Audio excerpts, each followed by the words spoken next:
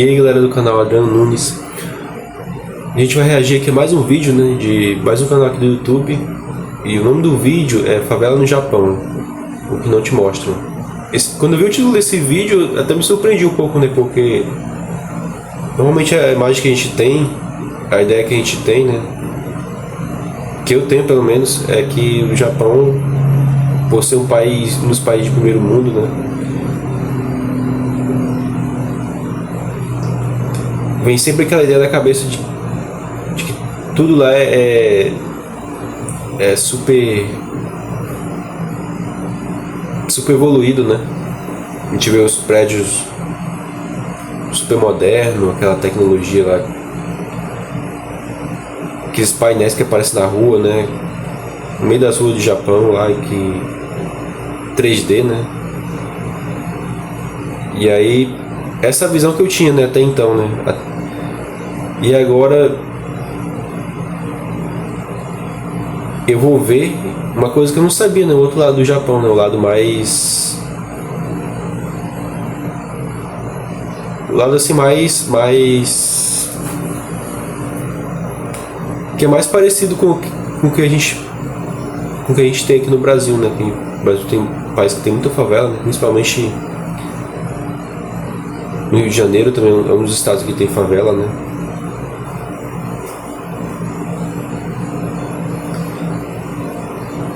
Então, aí a gente já nota essa semelhança no Japão com o Brasil. Então vamos lá, vou começar o vídeo, né? E esse vídeo, Favela no Japão, que não te mostra, ele é do canal Rota Asiática. Vamos lá, vamos começar. Já se perguntou se existe lugar pobre no Japão? A resposta é sim. O Japão está longe de ser perfeito e existem regiões pobres, gente vivendo na rua, lixo na rua, lugares abandonados por vários motivos, favelas e por aí vai. Essa aqui é a região de Kamagasaki, que fica em Osaka, principalmente no bairro de Nishinari.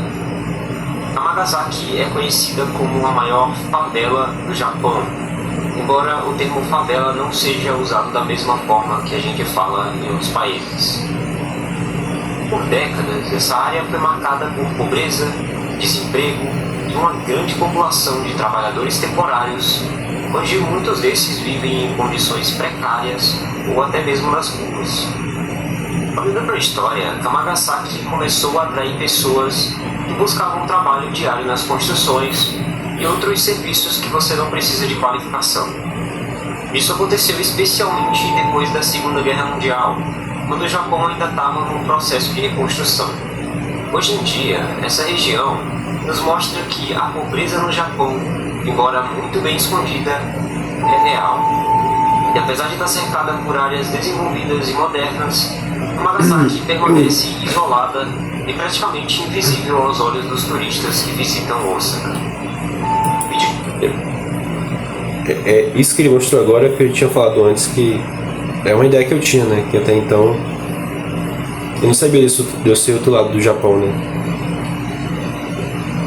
Sempre tive a noção do Japão ser um país moderno, desenvolvido, e eu não tinha noção desse outro lado, né? Também não é muito mostrado na mídia, né? Esse outro lado do Japão, um lado menos desenvolvido, né? Com favela, com a situação mais pobre, né? De hoje eu vou te mostrar um lado mais escondido e triste do Japão, onde pessoas mais velhas vivem sozinhas, onde as pessoas não pedem ajuda e preferem se virar, onde sorrisos vivem em meio à pobreza e às dificuldades. Esse aqui é o Rota Asiática, meu nome é Simon, e sem enrolação, bora pro vídeo.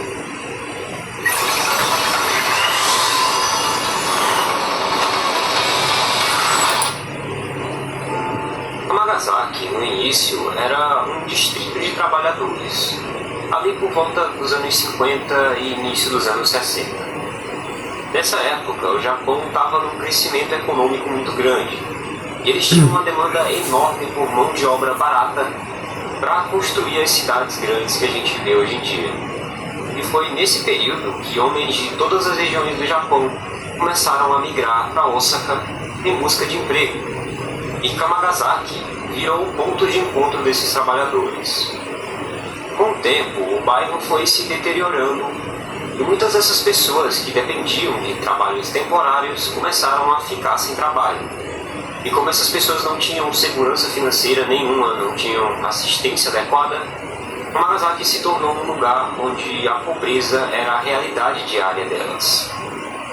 Para você que acha que não existe lixo no Japão e que tudo é perfeito, bom, saiba que sim, isso existe, mesmo que de forma muito mais controlada e organizada do resto do mundo. Hoje em dia, essa região abriga uma das maiores populações de pessoas em situação de rua no país inteiro. Muitos desses moradores são idosos que não têm família e não têm nenhum tipo de suporte e que vivem em pequenos apartamentos muito precários e alguns até mesmo nas ruas. E esse lugar é um bom exemplo contrário ao que é dito sobre o Japão, e é a ideia de que no Japão não existem moradores de rua, ou não existem mendigos nas ruas do Japão, o que é uma falácia, é uma mentira dizer isso. É claro que existem, mas eles não são iguais aos moradores de rua de outros países. Então, muitos de vocês que talvez já tenham ido ao Japão podem ter conhecido alguns deles e nem notado. Morador de rua no Japão, ou pessoas em situação de rua, vamos falar assim, elas não costumam ser como em outros lugares, e saem falando sobre isso com as outras pessoas na rua. Os próprios japoneses têm muito da filosofia do Ganbatte, e significa algo tipo esforço próprio. Eles têm um pouco de orgulho também de não ser um peso para outras pessoas. E além disso, essas pessoas não vivem espalhadas pelas ruas nas grandes cidades, até porque o próprio Japão é meio contra isso. O Japão tem uma coisa chamada arquitetura hostil. Falando de forma mais clara para você entender, tudo nos grandes centros do Japão é feito para afastar moradores de rua. Os bancos nas ruas são desconfortáveis, eles são pequenos e têm barras de ferro no meio dividindo o banco, então você não consegue se deitar. O chão é cheio de relevos e cheio de coisas para impedir que as pessoas fiquem muito tempo ali. E eu não vou julgar se isso é certo ou errado. Tem gente que acha certo, tem gente que acha errado. Decida aí nos comentários. Mas o ponto é que, devido a essa arquitetura hostil, as pessoas em situações de rua acabam sendo afastadas dos grandes centros em direções a lugares mais periféricos, como a própria Kamagasaki. E Kamagasaki, em Osaka, não é o único exemplo disso. Quase todas as grandes cidades do Japão têm regiões desse tipo, que são chamadas pelos japoneses de Doyagai. Doyagai são regiões onde a moradia é mais barata que nos centros urbanos. Kamagasaki, que eu te mostrei aqui, é um Doyagai, mas existem outros em várias cidades. Inclusive, existe um bem menos conhecido na região de Yokohama, na própria Tóquio, onde as coisas são bem mais escancaradas. Então você consegue ver moradores de rua em todos os lugares, tudo muito mais aberto. Você vê casas de apostas e jogos ilegais, coisas que a maioria dos japoneses não conhece, inclusive. Essas regiões são uma distopia muito difícil de entender. Elas estão tão próximas de centros urbanos, tecnológicos, mas ao mesmo tempo são tão diferentes deles. Isso é algo que me deixa meio pensativo. Eu particularmente acredito, baseado na minha opinião, que isso é uma das formas que o governo encontrou de manter as cidades mais atraentes para os turistas, manter a reputação do país mais intacta, como um país lindo, sem defeitos, sem pessoas nas ruas, etc. O Japão que os turistas conhecem é provavelmente menos de 5% do que é o país. E aqui eu não vou ser hipócrita de dizer que isso só acontece no Japão. Eu acredito que isso acontece em tudo que é lugar, mas eu tô aqui para falar do Japão porque eu sei que muitas pessoas ainda têm essa visão de que tudo é lindo, tudo é muito perfeito, assim como é mostrado em muitos animes e doramas japoneses. E isso que ele falou, eu nesse meio aí também. Eu pensava que o Japão era tudo... Porque eu via muito, né? A mídia sempre mostra muito pra gente, né? Os animes, os doramas, né? As séries eu falo do Japão, filme. Só a parte bonita do Japão, né? Ninguém mostra assim a parte menos desenvolvida, né? Menos modernizada do Japão. Essas regiões, os doyagais, geralmente são menos iluminadas. Elas têm menos pontos comerciais e geralmente é uma coisa mais residencial mesmo. Classe média e baixa. E lá tem muito desses doya, que são hospedagens baratas. São tipo mini hotéis. Geralmente bem pequenas, tem um corredorzinho assim, desse jeito que você tá vendo. E cada porta aqui é um quarto pequeno, onde vários trabalhadores se hospedavam. E é daí que vem o termo doyagai, que significa bairro de doyas. E esses doyas são extremamente baratas. Talvez seja a hospedagem mais barata que você vai encontrar em cidades grandes assim. Mas ao mesmo tempo são quartos minúsculos. Então não tem cozinha, não tem sala, não tem nada. É só um quarto e o banheiro geralmente é compartilhado. E uma coisa que me chamou a atenção nesses lugares é que na frente desses doyas, muitas vezes você encontra a máquina de lavar roupa na rua. Sim, na rua mesmo. E são máquinas que você consegue colocar uma moeda e lavar suas roupas. E essas máquinas são colocadas ali justamente para facilitar o uso de qualquer pessoa, inclusive as pessoas que moram na rua. Então os moradores da rua vêm, colocam um trocadinho na máquina ali e conseguem lavar suas roupas e até mesmo secar elas. E por mais que existam lavanderias em todo o país, máquinas viradas para a rua, do lado de fora mesmo, é algo que você só vai ver nesse tipo de região. Outra coisa que eu descobri sobre esses lugares menos conhecidos é que as máquinas de bebida, que são bem comuns em todo o Japão, nesses lugares quase todas elas vendem bebida alcoólica, o que não é tão comum em centros de cidades, nos lugares mais famosos do Japão. Algumas dessas máquinas, inclusive, vendem até cigarros, o que mostra que nesses bairros as pessoas consomem mais bebida, mais cigarros, produtos desse tipo, o que eu já imaginava a princípio, você pode ver claramente em algumas gravações. Nesses lugares também é muito comum a presença de casas de apostas, de cassino.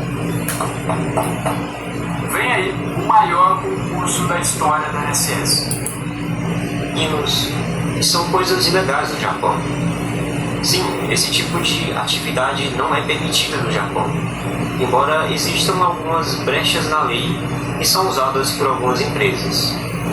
Você vai encontrar no Japão lugares chamados de pachinko, que são versões japonesas de cassino, onde você tem jogos de azar, caça-níquel, mas ao invés de você ganhar dinheiro, você aposta e ganha fichas desses jogos.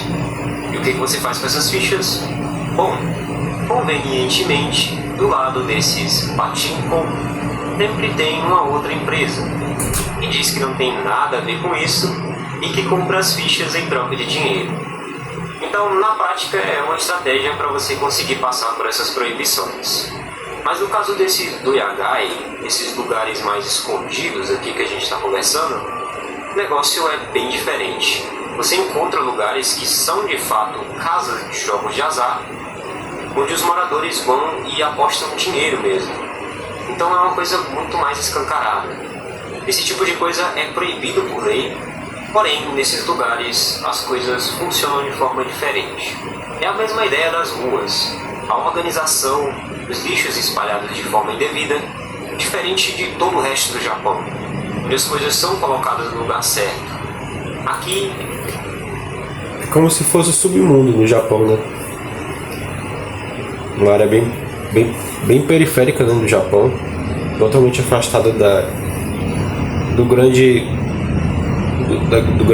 centro, né, da grande parte desenvolvida e modernizada do Japão.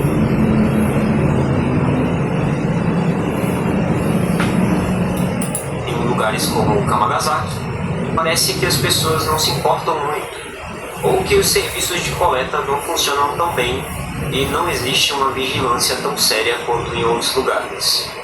Uma coisa interessante é que Doyagai costumava ser o nome de áreas onde esses trabalhadores diários viviam e se reuniam para encontrar trabalho.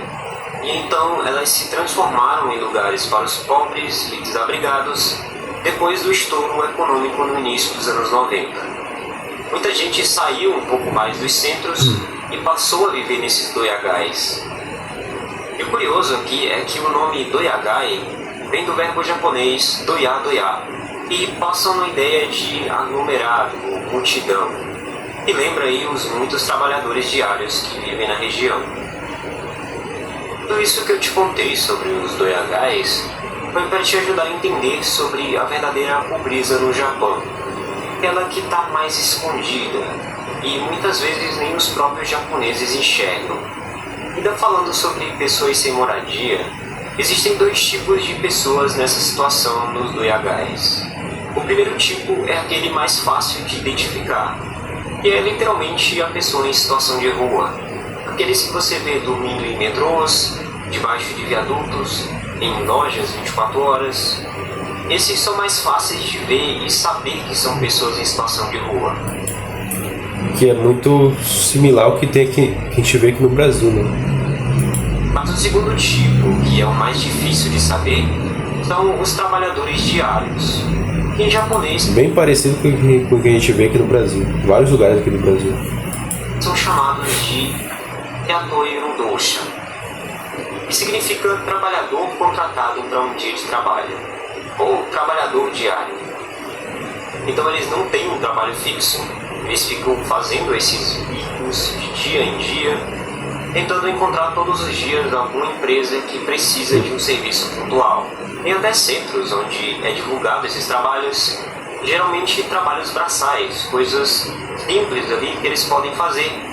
E isso acontece desde o período pós-guerra.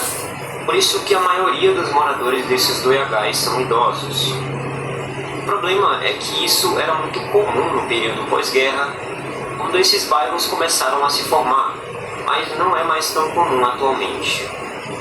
Então muitos deles ficam à mercê desse tipo de trabalho e eles não sabem de fato nem se vão conseguir uma vaga. Aí também, somando isso que ele falou, também tem informação que eu fiquei sabendo esses dias que o Japão é um dos países mais pacíficos do mundo, né? Que tem menos violência no mundo. A trabalhar e ganhar algum dinheiro. Então essas mesmas pessoas que pereceram nesses lugares estão lá até hoje. E esses mesmos senhores movimentam essas casas de azar, esse mercado de bebidas locais, e vivem diariamente nesse lugar que mais parece um pedaço isolado de outro país dentro do Japão. Bom, esse é o vídeo de hoje. Me conta aí o que você achou desse lado mais escondido do Japão e não é tão mostrado para os turistas. Com certeza tem muitos japoneses que não conhecem a maioria desses Doyagais e vão passar a vida inteira sem conhecer essa realidade. Obrigado por assistir até aqui. Veja aí os links na descrição. Você quer sair dessa rotina cansativa de ônibus, trabalho, chefe chato? Você quer aprender a ganhar dinheiro produzindo conteúdo de forma honesta, usando o seu celular? Eu deixei o primeiro link aqui na descrição que vai te explicar melhor sobre isso. Então corre lá e aproveita. Meu nome é Simon e até a próxima.